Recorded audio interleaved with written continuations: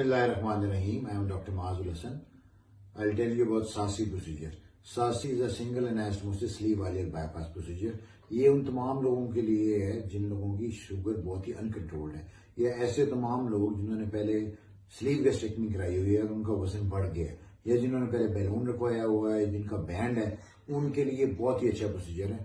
اس میں سب سے امپورٹنٹ جو بینیفٹ ہے اس کا کہ آپ ایون اپنی ڈائٹ بھی آپ ٹھیک رکھو گے، پھر بھی آپ کا ویٹ کم ہوتا رہتا ہے، اور شوگر کا تو بہت ہی زیادہ فائدہ ہوتا ہے۔ جن کا HbA1c جن کا 10-12 تک بھی ہے وہ بھی 6 مہینے میں 6 پہ آ جاتا ہے۔ آپ کی انسولین سے بھی جان چھوٹ جاتی ہے، آپ کی میڈیسن سے بھی جان چھوٹ جاتی ہے۔ تو میں ان لوگوں کو ہائیلی ریکمینڈ کرتا ہوں جو ویٹ لاس سرجری کرانا چاہتے ہیں۔ ایک نیا پروسیجر ہے، دنیا میں بہت ہی کم لوگ یہ آپریشن کر رہے ہیں، الحمدللہ I am one of them. Pakistan میں بہت سارے لوگ اس آپریشن سے فائدہ حاصل کر چکے ہیں۔